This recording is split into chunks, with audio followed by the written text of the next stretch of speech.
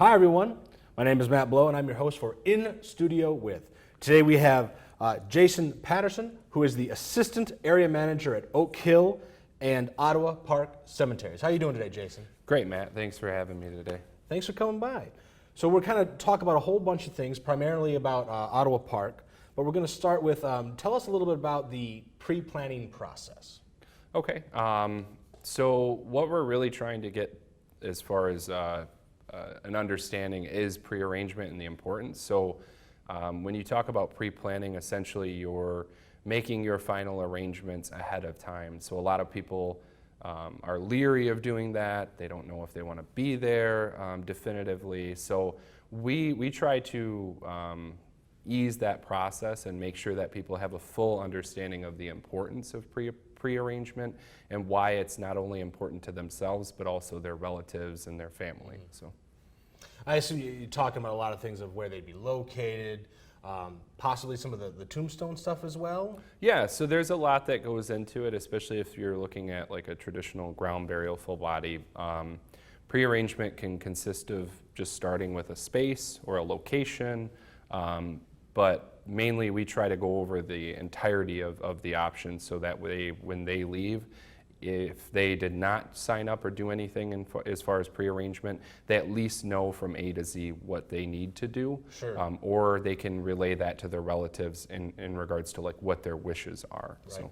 And I'm sure we'll talk about it more, but I think part of that is, it is nice to, if your relative kind of has a plan, then whoever has to deal with that loss later in life doesn't have to worry about what they wanted. It's like, oh, it's already spelled out what they want to do, and now I just have to help kind of execute the plan. Right, yeah, so that's a big part of it, making sure that everybody in your inner circle, the important people in your life, know what your wishes are. So they don't have to face that day not only grieving, but arranging. Right. So. Right. Tell us a little bit about the difference between traditional ground burial and what would be called like the above ground burial options, and kind of what are the pros and cons or benefits of one versus the other? Yeah, so traditional ground burial is what you obviously see for centuries. Right. You have a plot. Nowadays, more so, you have a vault, which a casket gets lowered into, and then some type of a memorialization, whether it be an upright, a flat, just to notate, that person in their life and their story. Sure. So that's more so what you see as a traditional ground burial. Above ground, you have several different options. You can do a mausoleum, which can incorporate full body or cremation. You can do upright headstones that you can place cremains in, which a lot of people don't know. So there's several options there, but the big difference is when you look at a ground burial, you have to incorporate a number of things: a headstone, a vault, your casket, your plot. Whereas when you look at above ground, sometimes you just incorporate the plot itself, whether it be a mausoleum, crypt, or a cremation niche. So that's a big advantage because it's more of a condensed arrangement. So there's not as much as far as like logistics to figure out or to leave behind for somebody else to figure out. So I'm unfamiliar with some of the terminology. When you say a vault, can you explain what that is? Yeah, so it's a vault is a protective barrier that's typically made out of concrete, and then there's usually a seal and a liner that interlock into that protective barrier. Gotcha. And that's for a number of reasons. So like if you were visiting your loved one and there was no vault, the natural process might cause that ground to erode, and it could be a danger to not only yourself but staff. We drive heavy machinery. Sure. So that's a not only a peace of mind product, but it's more so a safety. Gotcha. Now, kind of a big question here that we were talking a little bit about before the show, but so who owns Ottawa Park? How is that kind of structure laid out? Okay, so ownership is held with the city of Pontiac. So Pontiac owns Ottawa Park. They control a lot of the logistics, with maintenance whether it be the roads or tree removal, things of that nature. And we have a great relationship with the City of Pontiac. We were brought on about 2 years ago through a management contract. So that contract extends for a 5-year period, and then we have rights to renew for up to 25 years after that. So we were brought on to basically arrange the burials, talk to the families, and maintain the general office endeavors. So. Gotcha. And so what are you guys' future goals? I know before the show we were talking about, I think you guys have some construction plans going on. Yeah. So tell us a little bit about that.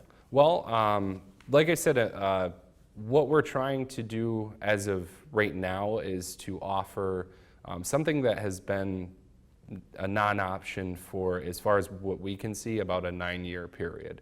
And that is a above-ground mausoleum arrangement. So our company is offering right now in a pre-construction period the rights to arrange those type of arrangements for the community.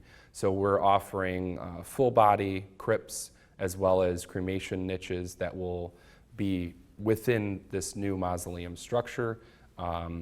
And like I said, with the inquiries that we've been getting as far as our understanding and being sold out, that's something that the community has asked for, and we would love to be able to offer that, and we have been offering that since we've announced that pre-construction period. So. Gotcha.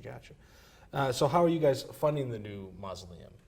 So our company is entirely funding that project. We are hoping to fund it through the pre-construction sales. As an incentive to that offering, we've reduced our price point in accordance to like what our market shows at least.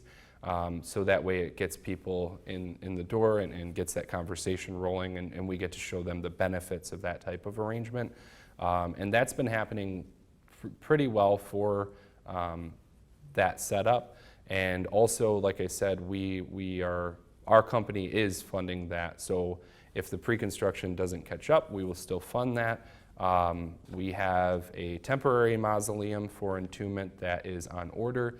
We have a foundation laid for that, so people might have a concern of, well, if I purchase this and I pass and that's not completed, where will I go? Well, we're putting on site a temporary mausoleum entombment arrangement, so that way if that does occur, they will have a space for their loved one. Sure. And then we will move their loved one at the time of completion of that new mausoleum. So. Do you guys have an estimated date of completion on it?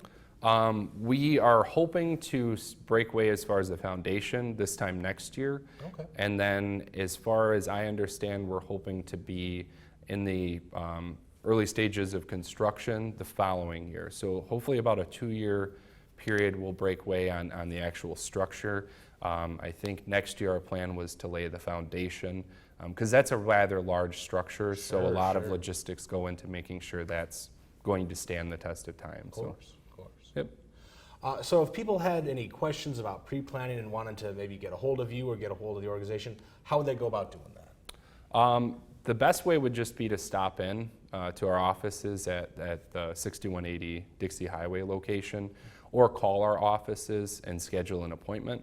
And we can sit down with them and discuss, what their wishes are, get that conversation rolling, offer them some pre-planning material that we have on site. We also do free living wills, so a lot of those important things that people sometimes go to an attorney or different outlets to utilize. So we're trying to keep all of that as a free service to the community and really push, service prior to sales. So. Gotcha.